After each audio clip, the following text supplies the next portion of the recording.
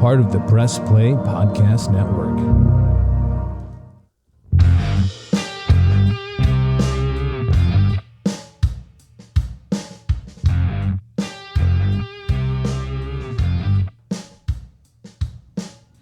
Hello, and welcome to the Ball Cars Show. This is the sports podcast For the Sports Collector. I'm Jason Otero. I'm Gary LeMaster. And as always, we are brought to you by the Press Play Podcast Network. Ball cards.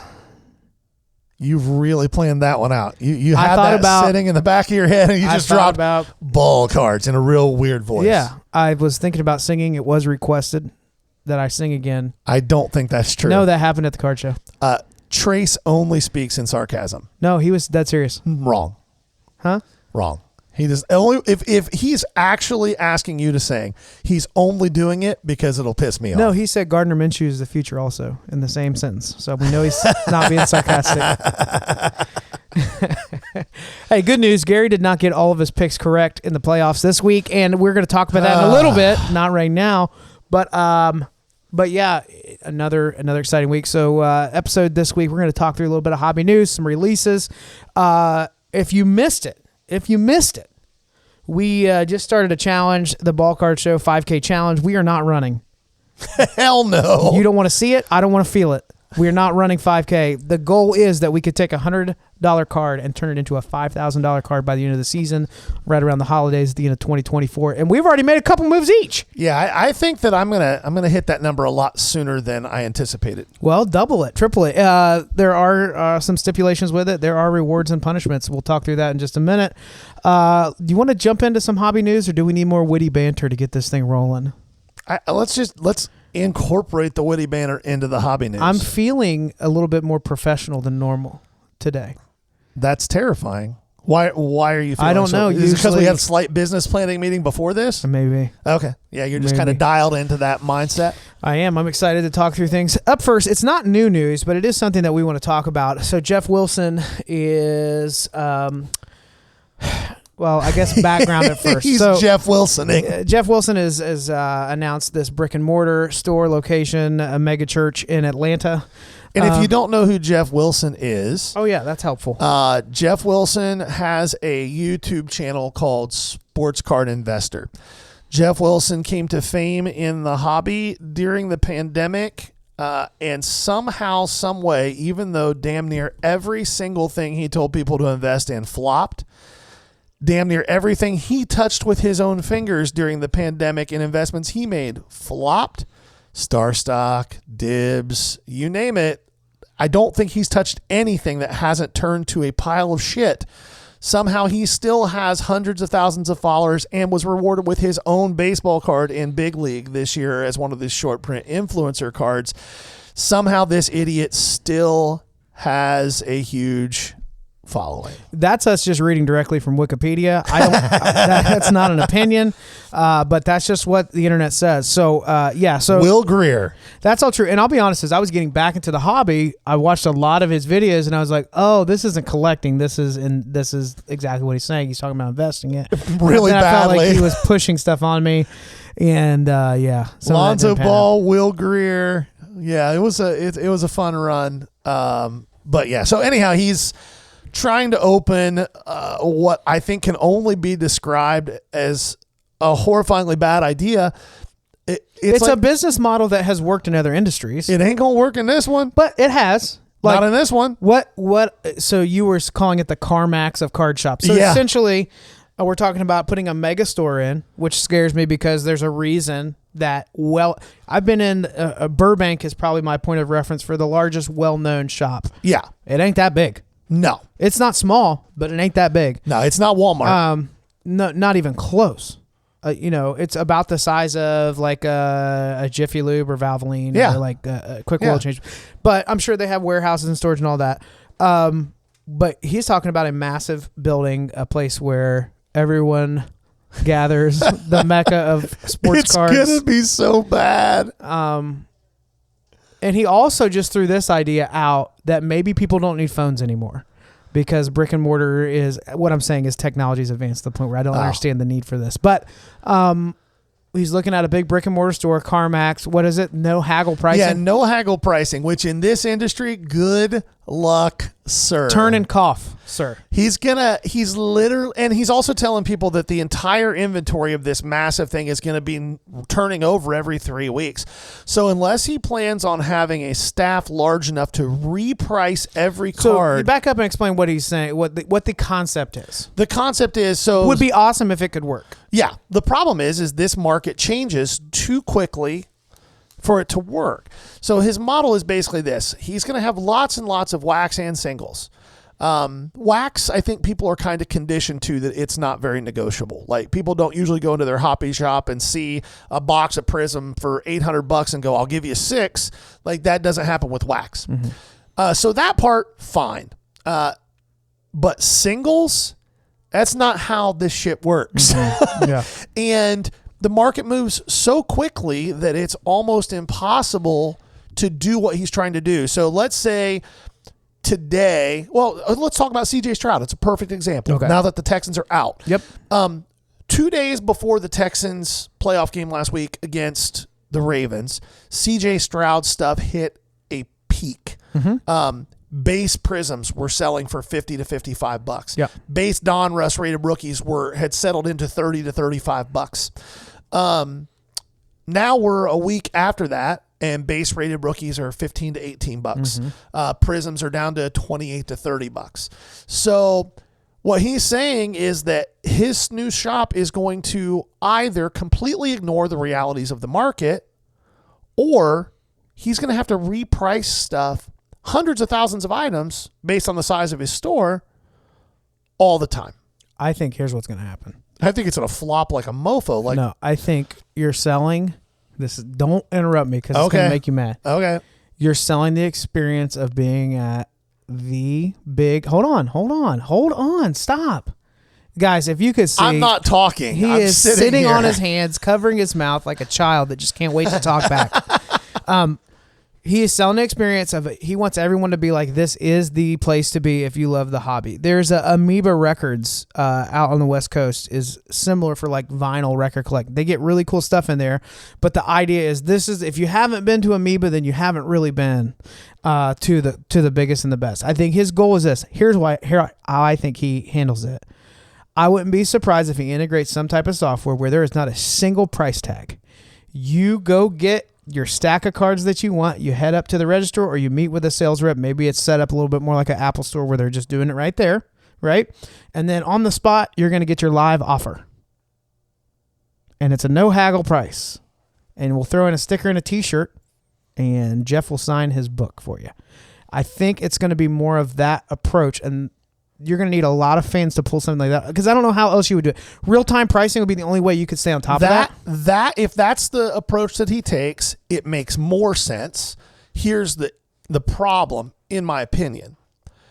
I love that we've built this scenario. We don't even know it's happening, but we're like, but if you're going to do that. But the problem with that whole thing is that we're already seeing huge backlash within the hobby from established hobby participants, not the guys who've come in the last 2 or 3 years and are trying, but established hobby participants have already seen a huge backlash against a lot of these influencers. Yep. Because we all realize that they are a lot of what has caused this hobby to turn into something that in some ways is not as fun as it used to be. And so he's going to be relying, if what you're saying is the model, then he's going to be relying on fanhood to pay for this. I don't know that he has that many fans because he's not like Ryan. Well, like Card Collector 2 has a real big niche with kids. He does a great job on that side of things. But I don't know that Geoff Wilson has that much panache within the hobby as far as people who are fans that are going to make a trip to Atlanta just to get him to sign something and overpay for cards. The signage was him signing something was right. being sarcastic. I know, but in general, I just don't know that that's a model that's functional. I was talking to an LCS owner locally. I won't mention my name because he hasn't told me that I can. But we were talking about this and he was just like, good luck. And this is one of the better shops in the Midwest. It was just like, okay. good luck, man. Have fun. Like, this guy didn't own a sports card before 2019. And he just didn't. I'll say this, I was there. I was at Burbank in the height of this boom around COVID time, and I overpaid for some cards. I was excited to be in there, and I saw slabs. You talk about the singles showcases there were unreal. But there was an interview that Burbank did with Sports Cards Nonsense. It's probably been over a year now, where they talked about shifting their model away from this overpriced wax to just saying, we have built a community and a presence in the hobby where we don't ever have to go sourcing. People understand they're going to get 60 to 70% of the value of something. We're going to give them an offer, and we will have a line, every day of people bringing us collections of cards for us to sell. And he said, why wouldn't we focus there? So I think if you have the draw, you'll be able to do that. The difference is what we're being told about the facilities that he might be looking at, or not the facility specifically, but like the type of experience he wants is going to be expensive building with lots of overhead. Yeah. And I don't know how you're going to have even remotely competitive pricing. You're not. When you're competing literally with people who are doing this out of their basement with millions of cards in their home. Yeah. Because that's happening too. So it has to be the experience. Now, does he have the relationships to create some cool things, whether he's the personality or they have some others? Yes. Is he going to have those connections? That could play into that, but it is interesting. This is one of the few hobbies where people are typically less excited for something new and more critical. Well, I think that they're less excited for something new when it's being created by somebody that a lot of us feel has been a parasite on the hobby. I feel a little more indifferent, but I wasn't here long enough through it for me to have that kind of reaction to. There are guys who have social media followings, the big social media followings, who could launch a shop, and a lot of us would be very excited for it. Yeah. Geoff Wilson ain't one of those guys. Yeah. All right. I feel like we've nailed that. Okay. It'll be interesting to follow. We'll keep you updated on whatever is happening with that. I wouldn't be surprised if by the time it's time to roll that out, it becomes a more virtual experience. Yeah. Let's talk about a recent release, two of them. Up first will be Absolute Football. So there's been a decent amount of talk about it. We're at $450 a box, a hobby box. That's what it launched at. It might be to $5 now. Yeah, I don't know. We're seeing it break around at one point $700 or more. It's insane. It's a product, and I will say this: people love wholesale cost chasing is like those hits. $248 on those boxes, but you don't have. There's a good chance you're losing 90% of that. If you don't hit a kaboom, you're out. Or a super short numbered auto, you're out. The few times I've been in some shops the last couple weeks, it still seems to be a product people buy off the shelves. Because people are chasing kabooms, but the product hit has been hit. The one of one CJ Stroud kaboom got hit. And shockingly enough, it did not get hit by Backyard Breaks. It did not get hit by Leighton. It did not get hit by anybody on Fanatics Live. It got hit by some dude in the middle of Indiana who ripped a personal case himself at his house. I jokingly made the comment in the Facebook thread where it showed up that somehow that case got mislabeled at Panini because it was obviously supposed to go to Backyard Breaks. But yeah, the green one of one, the Emerald CJ Stroud, is off of the table. So now you're chasing golds or bases. Yeah. Because if you don't hit one of those, I mean, Absolute is not what you would call a high-end base card product. No. At all. Like, you can still buy Joe Burrow Absolute rookies bases for $1 or $2. Yeah. Like, it just isn't. Yeah. It didn't play. I didn't see it. I didn't see it with that product. I still don't understand it. And even if I was somebody throwing money around on hobby stuff, I would buy Prism 100 times over before I would buy that. Oh, for sure. That being said, I'm not, other than even Bowman, I'm not buying hobby products. They're just insanely overpriced. If I want an auto, a specific auto or a specific card, I'll just go buy that card for less than the price of the box. And I'm not, I mean, I like to gamble, but I like to gamble where I have a feasible chance. I'd rather play poker or blackjack. Gambling on hobby boxes is insane. Yep. Yeah.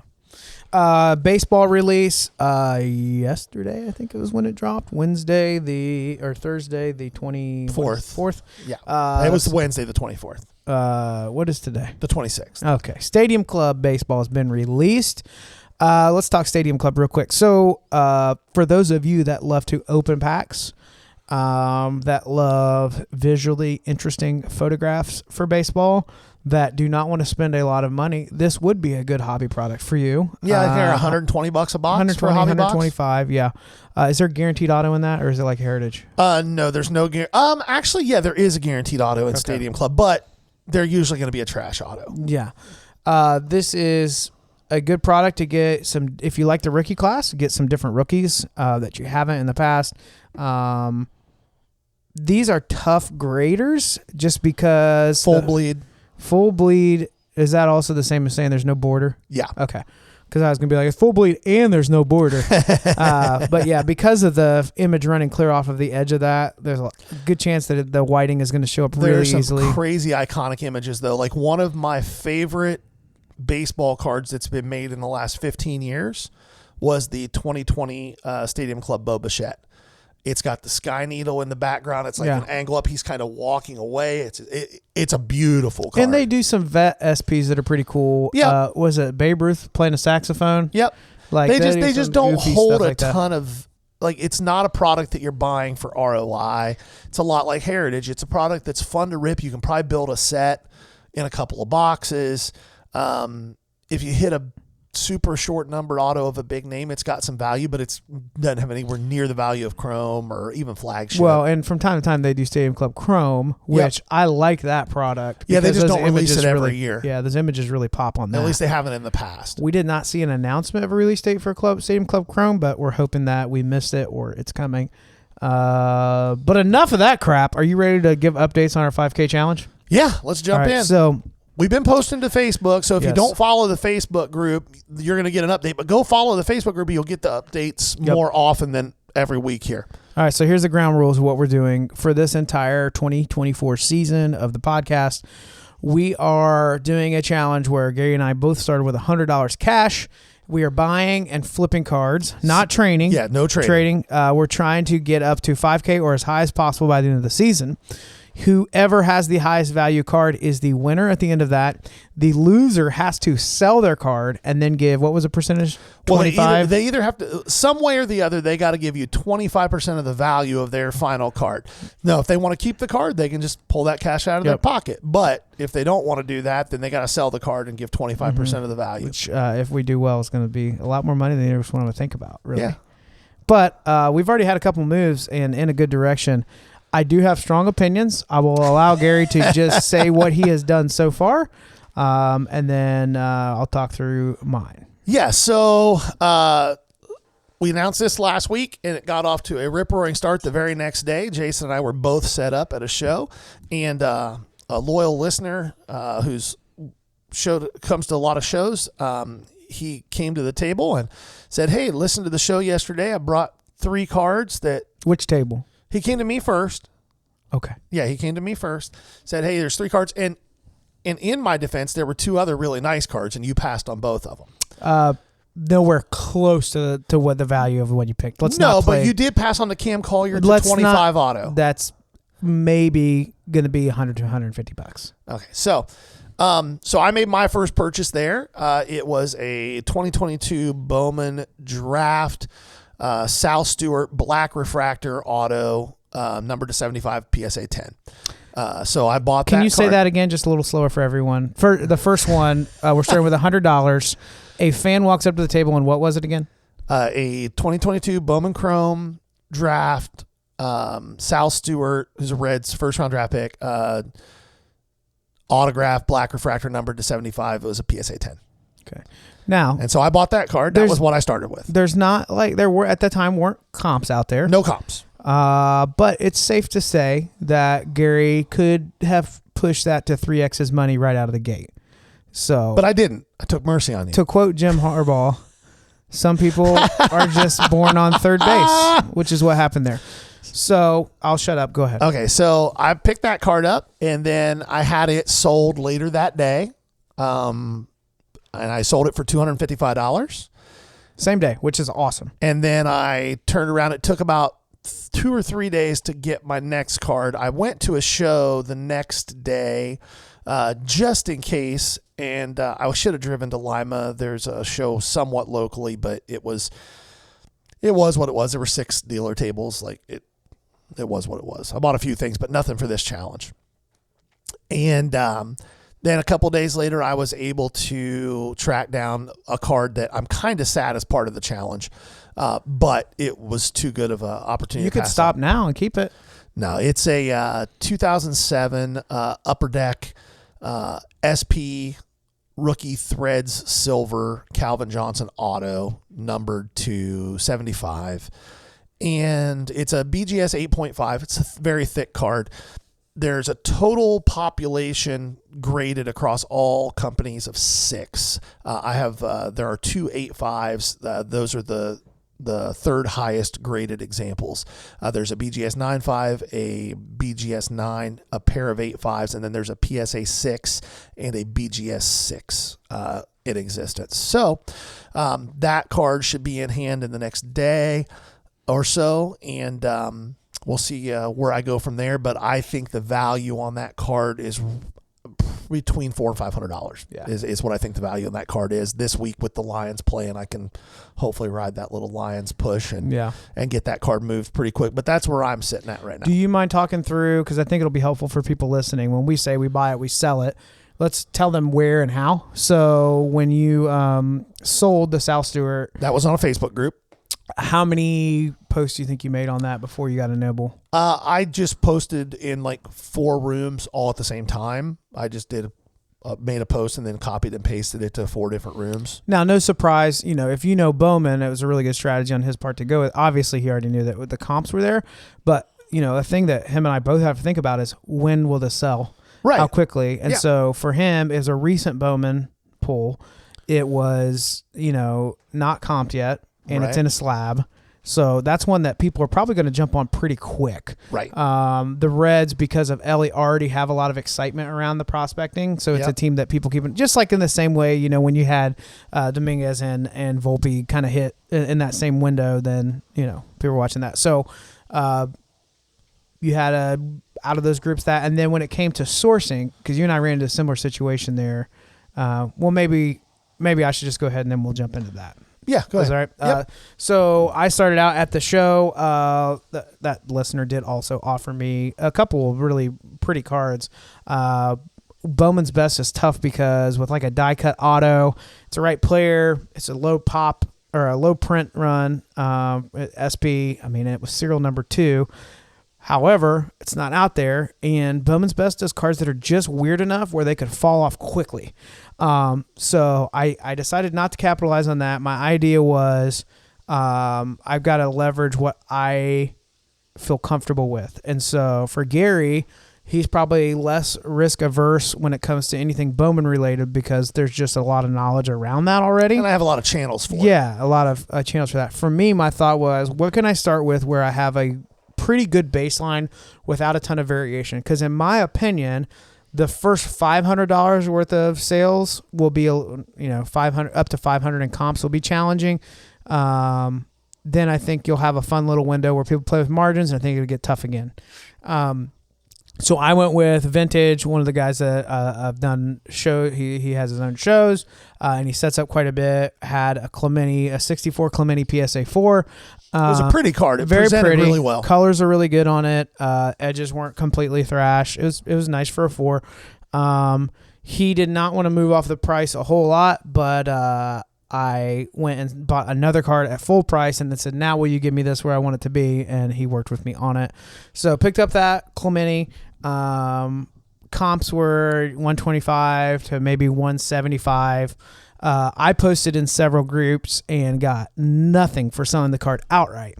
Now, I've not been super active in some of these groups, especially like vintage groups. So that's part of it. It's a newer name. Somebody's been in the group a little bit, but no nibbles, getting frustrated. So finally, I just lined it in a group, and a line means, I want 150 for this card, so I need 10 people to pay 15 a spot, and then we'll run off a random. Set it up in a room, couldn't find a runner because apparently that room no longer runs lines. So then I had to apologize, move everybody. It looked super shady. Had to move everybody to another room that would allow it, and then we're able to run it. So took it from 1 to 150. Buying was a challenge. I thought, my filter is still a couple years ago in the height of the boom, and I'm saying, hey, I've got 150 cash ready to go. Show me your best single card out there with comps. And I'll be honest, I got a ton of pretty cards that were worth about $50 less than what I was asking for. And I was targeting something around 2 to 250 that I could get for 150. Yeah. What I was nervous about was anything football that could be, everybody else trying to sell who was playing that week. That's why I went with a retired Hall of Famer. Yeah. Well, this is about me right now, Gary. But yes, the same philosophy. I don't want to take a big risk here. A lot of what I saw was like super new guys, super low number, like Spectra, Optic, Color, not a lot of slab stuff, or the tried and true slabbed or vintage, but it was comping way less. I'm talking way too long here. Eventually, one of the groups submitted a Luka rookie. It was the Chronicles Obsidian PSA 10 for 150 shipped. It comped. The last comp was 225 on it. I kind of went back and forth, make sure I wasn't getting scammed. Like, hey, why are you moving this for 150? He had lined it and already got a buyback. So he's like, I already got $30 in my pocket, so I'm happy with this. And I said, well, I'm happy too. So that's on the way. I am going to target to get 220, 225 out of that. Yep. And then my next card, the goal will be to get something closer to 3 to 325. Yeah, ideally buying it around that 70% margin. And then if you can sell it between 90 and 100%, or if it's a card that can line at 110%, then you can move pretty quick. It really boils down to like, what's the strategy you want to employ? I've kind of got a strategy in my mind of what I'm doing, and if it's not already apparent, it will become apparent as we continue to go through this. I think there'll be a time where there's some deviation that occurs because it's just too good of a deal to. Well, yeah, and for you and I both, I anticipate at least 1 or 2 sales where, hey, this isn't where I wanted it to be. I got to take a $50 step back, get my cash out, and reposition and move a different direction. That's going to happen. 100%. Or you and I are going to take a chance on a modern, heaven forbid it would happen, but Lucas sprains his ankle. Well, now that's $150, $170. So I'd rather get my money now rather than waiting on it. Which is a really important note in this hobby in general, guys. Like, if you are the type of person who, if you paid $100 for a card, you're not willing to ever sell it for less than $100, this is going to be a brutally miserable hobby for you, and you're going to end up with a lot of cards that aren't worth much anything, where that $100 card might be worth 80 today. Get your 80 because it might be worth 40 2 weeks from now.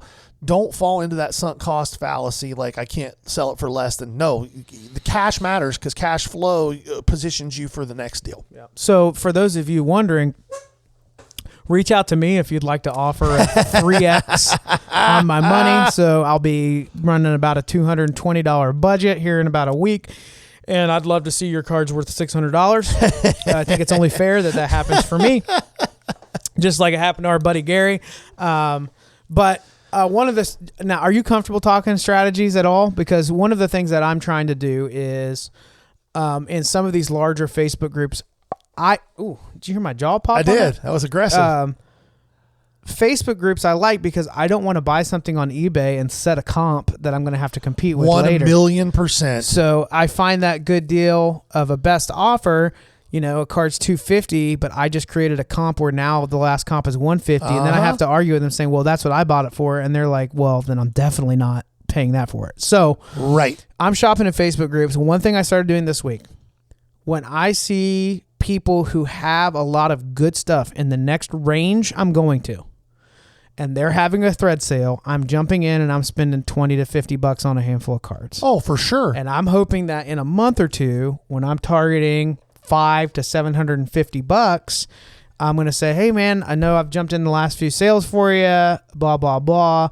I saw this card. Is there any chance, and if they say no now, fine, but they're going to remember, and I'm going to stay consistent. If they're putting good stuff in and they're competent where I'm seeing best offers taken, I'm targeting those sellers. I want to see new inventory consistently with them and not the same cards over and over, and see them take some bites at the end of these sales and say, yep, sure, that's fine. I'll let that go.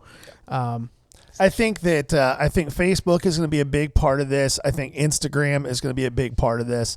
I have never purchased a card on Instagram. I also think live shows are going to be a big part of this. So we are, to keep us honest, we are posting the cash we're spending or the transaction via PayPal or whatever, screenshot. Just with the seller or buyer's name crossed off. Before you all turn into Barney Fife, Gary and I have run into a situation. So this last card I bought, I got for $150 shipped, but I had an opportunity to get an A.J. Dillon, Jordan Love, Elite, dual penmanship, rookie on-card auto.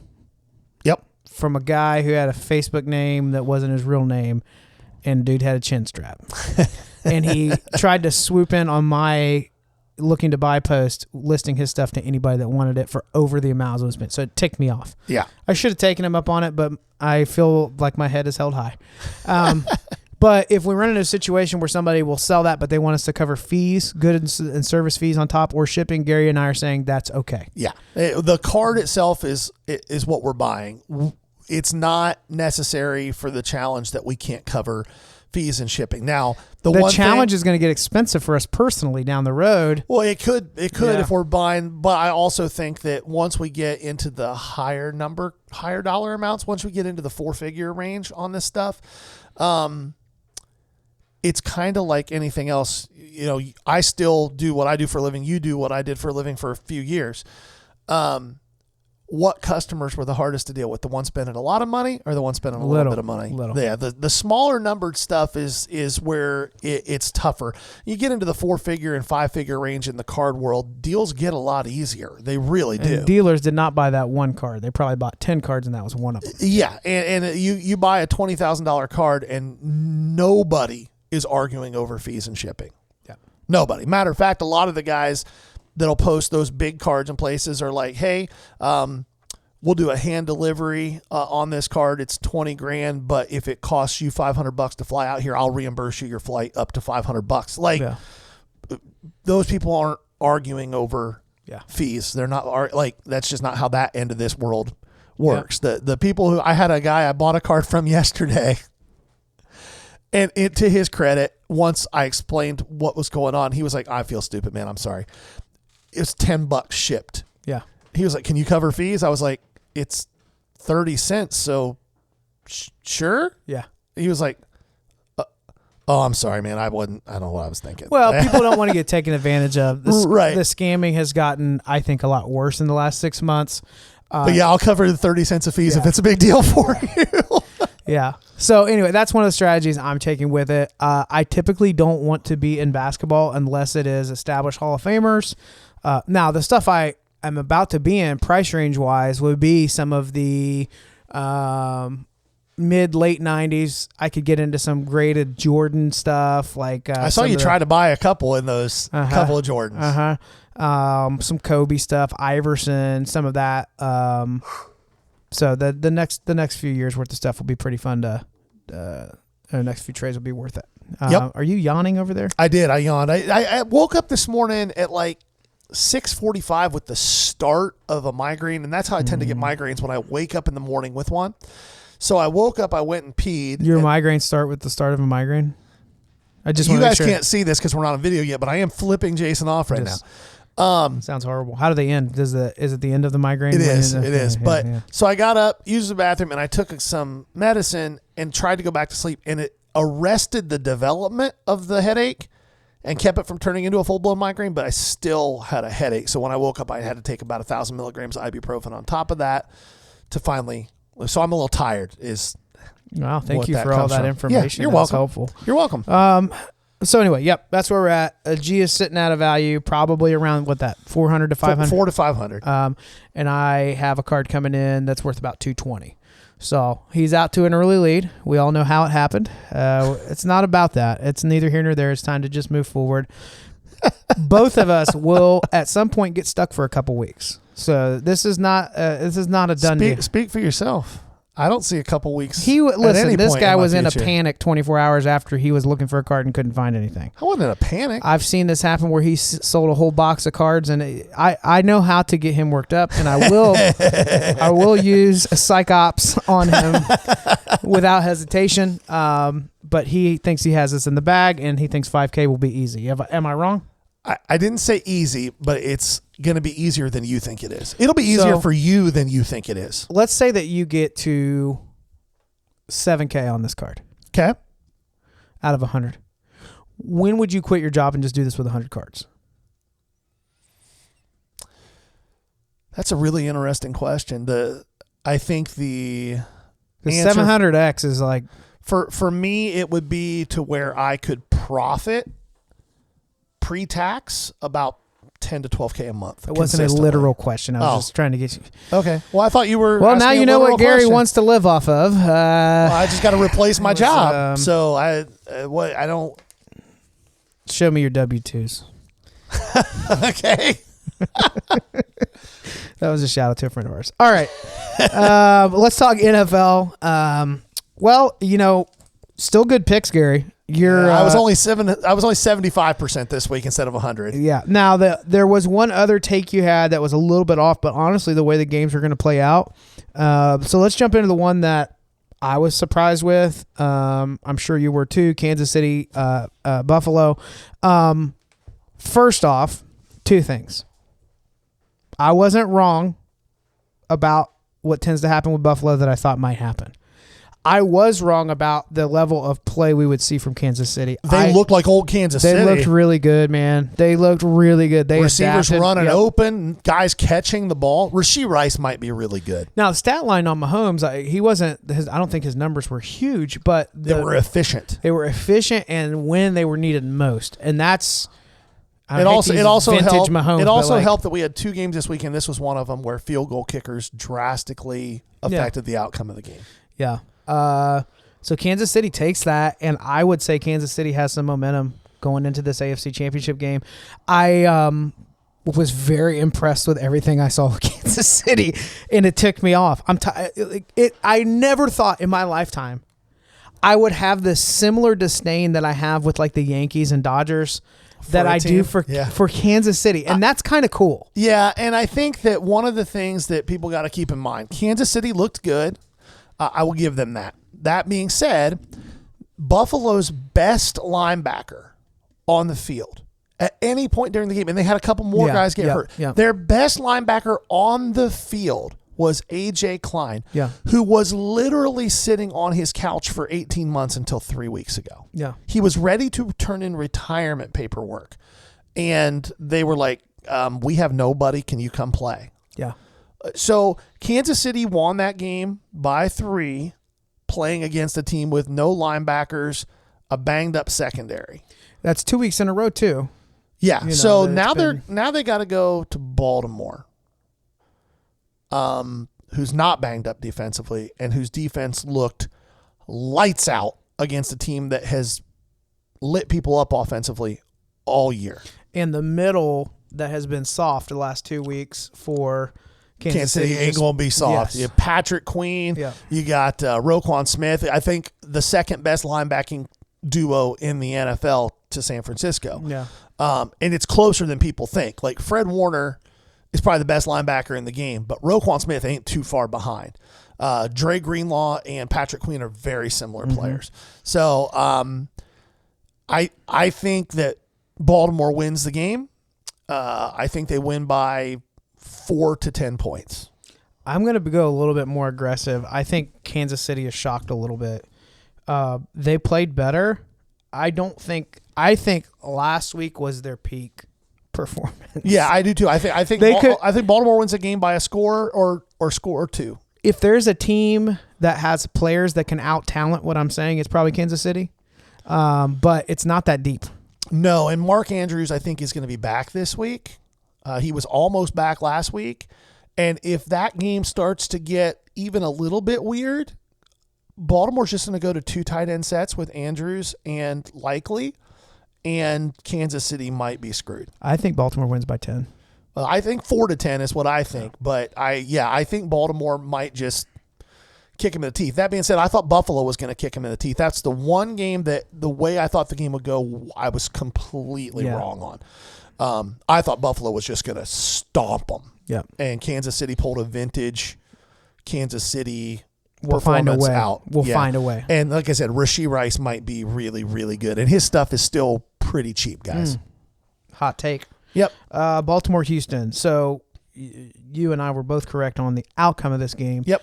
I also thought that it would not become a blowout later in the game. That was the one thing we were expecting it to stay a little closer. And it started out looking that way. Yeah, 10-10 at halftime. Yeah, Baltimore made some adjustments that made it clear really quickly that they were just a far superior team. Yeah, I would love to. I've seen that matchup with Tank Dell healthy, with Dalton Schultz fully healthy. I would love to have seen what that matchup looked like if they couldn't shade Nico Collins the whole game. Of all the teams out of the playoff race, I think the fans of Houston are probably sitting pretty. Oh yeah, like I think they're excited for their future. I think they're going to win. That team's going to have the winner of the offensive and the defensive rookie of the year. How's Dallas feel about Houston being what they've become? I mean, it's got to be Jerry Jones has got to be thinking about it. Well, the Cowboys are what they are, and they're going to be what they are as long as Jerry Jones owns the team, because he has too much ego to step aside and let anybody else run the football operations, and he's proven that he's not good at it. Mm-hmm. Next, Niners, Green Bay. Went just like I said it would. If you put money on Green Bay to cover, like I told you to, you made some money. See, just the tone of it. And maybe other people wouldn't be annoyed, but that just annoys the crap out of me how you say it. You've already said it. They know you said it. They listen. It's just a reminder. Hopefully you listened. And let's be frank, Green Bay should have won that game. Yeah. They missed 2 field goals. They should have won that game. And I will say this. The fact that the interception at the end of the game was not reviewed, the replays are pretty conclusive that ball was not picked off. Yeah. That was an incomplete pass, and it was not reviewed. I was shocked that went down that way. Yep. I didn't have much to add to that. No. But Green Bay and Houston are two teams that the future Green is Bay's bright. the youngest team in the league. Yep. And they've got some receivers, man. Yeah. Jaden Reed and Romeo Dobbs, pretty good. Yep. All right, finally, Detroit and Tampa, two teams that I'm cheering for. You know, they can't both win, but this was a situation where I certainly was a little concerned about that. So what about that game were you concerned going into? Well, you have two teams that it's weird to me that in my mind, I still think of Tampa Bay and I don't think of the Tom Brady era with them. Right. Because in my mind, it's like, oh man, two underdogs, which I guess kind of they're viewed that way. The Detroit Lions do not have a record of an underdog. They've just been winning ball games. Yeah. And then I think for me, it's just the pull in for Baker, which it is amazing to me. Every time we talk about Baker Mayfield, we continue to get these types of reactions from Browns fans that either hate him or love him. And I feel like this game was the most Baker Mayfield performance that you could have. So you have, Detroit pulls off the win. Baker keeps, in my opinion, clawing them back into the game. Yeah, they were in that game because of Baker Mayfield. I felt like Detroit was running away, and then Baker would put a drive together that was just scrappy. It wasn't the flashiest thing, but, they're back in the game. They're one score out over and over and over. Tough third down conversions. Some of the choices to throw the ball away where, like, he's dramatic, but he's making choices that were really smart to keep them in the game. Yeah. He kept doing it. Did it end with a pick? Yes. But you're taking shots down the field late in the game. Yeah. Was it a bad pick? Yeah. It wasn't It was a great mental pick, lapse. but it also was a situation where, and I did not, after that game, Todd Bowles, so there was a timeout. They had a timeout left after that. Mm-hmm. And they could have taken a timeout with about 11 seconds left that would have forced one of two things to happen. Either a long field goal attempt by the Lions, which if they miss it, you're in Hail Mary range, or a punt, and you get the ball back and probably have one play to take a shot. Yeah. And Todd Bowles was like, no, we're not going to do that. The game's over. Like I feel like as a head coach, that's indicative of you quitting on your team. Yeah. So I was a little surprised that went down that way. That being said, we both picked the Lions to win the game. Tampa Bay made it a game. It was fun to watch. I really hope they re-sign Baker. That team seems to really rally around him. He seems really comfortable there. I think they will. I think he's a solid quarterback. Yeah, and I don't think it's going to cost them $40 million a year. I think they can sign Baker to 5 years for $130 million, and everybody wins. And because of the journey Baker's been on, a lot of times these quarterbacks that put up a playoff season where they've been kind of hopping around and they seem to be a little bit established now, they have more of the upper hand to demand more. But I think for Baker, he's probably thinking, I kind of want to be a part of this team. There's tools here. Comfortable there. I've got stuff to work with. I like the offense. Although the offense coordinator just got hired by the Panthers, so there's stuff there. But you were talking about Browns fans. It was funny. We have a friend that is a huge Browns fan, and there's no logic involved when it comes to Baker with these people. Like you said, it's either they wish he was still there and they recognize that the franchise made a terrible decision, or they hate him so much that everything he does that's good is pure luck on his part, and everything that he does bad is the real Baker. And that's just asinine. Yeah. It's just silly. The Browns are a Super Bowl team if they have Baker Mayfield playing for them this year at the level he played. That's the comment I made. I really do think that. Can they be a team without him? Sure. But I think they probably were there with a quarterback that's a 7 to an 8, 7.5 out of 10. Yeah. On my 1 to 10 scale. I really do feel like he's there with that. So, I think I'll be interested in seeing. I'd love for him to have a lengthy contract and to get his money. I think it's a 4 or 5 year deal at $20 to $30 million a year. Yep. I think in a perfect world, in his mind, they'd like to be at about 30. But when the going rate for top quarterback is 40 to 50 million, that's a pretty good deal if you get a guy that can play at a Pro Bowl level and lead your team. Yep. So we've got these matchups this week. The Niners and Detroit matchup. See, we already talked about the other one. So I am pulling for Detroit. And after watching, that Niners game last week, they're beatable. Just a lot of weapons. A lot of things have to go right for Detroit for them to win that game. A lot of things do. It's a conflicted game for me. I also am pulling for the Lions. That being said, I would really like to see Brock Purdy win this game. Anybody who actually knows football and understands quarterback play already recognizes how good Brock Purdy is. Mm-hmm. But that's 1 out of every 5 casual football fans. The other 4 all think because he was the last pick in the draft that he somehow is just lucky and you could plug in any Joe Blow off the street and they would do the same things, which is just asinine stupid. If you watch Brock Purdy play football, he's really good. Does he sometimes get a little funky under pressure? Yeah, but so does damn near every other quarterback on planet Earth when that happens. So there's a part of me that would like to see him overcome that narrative of being a system quarterback once and for all. Like if he can win a Super Bowl, and part of me wouldn't mind seeing a rematch of the Ravens and Niners from a few years back. It was a hell of a Super Bowl. So yeah, I would agree with that. I think that's ultimately going to be the matchup. I think it'll be 49ers, Baltimore. But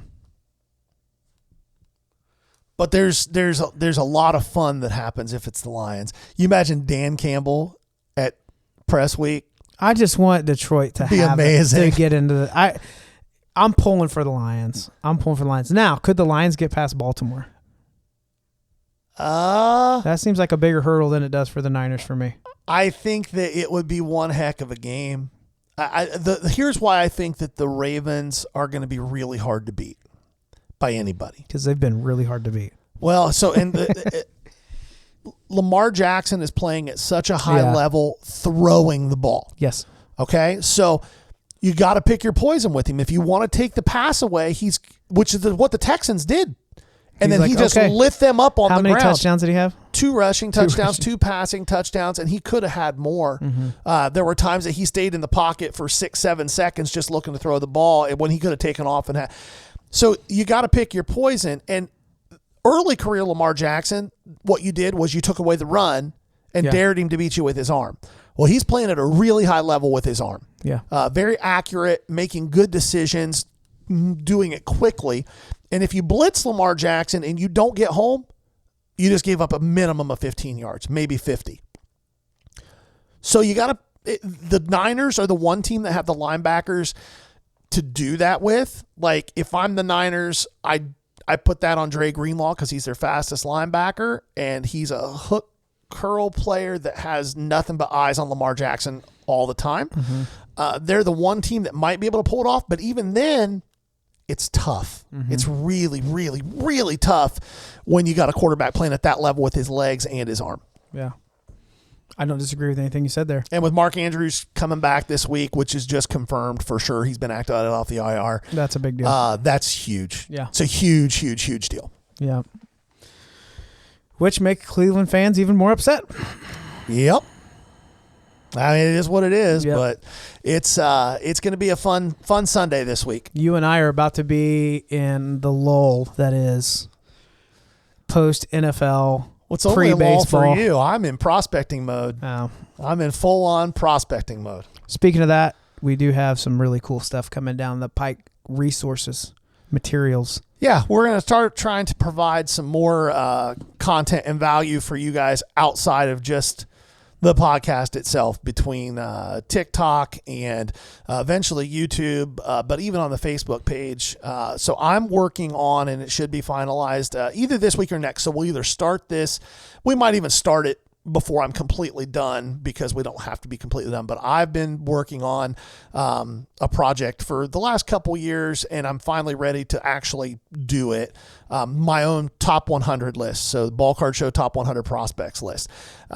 Just like every other prospect list, there's going to be overlap from every other prospect list, because it's not like there's massive variation. There's variation at the top in the order, and then at the bottom 20 guys in any top 100 list, you're going to find 4 or 5 guys that are on one guy's list and not on another's, and vice versa.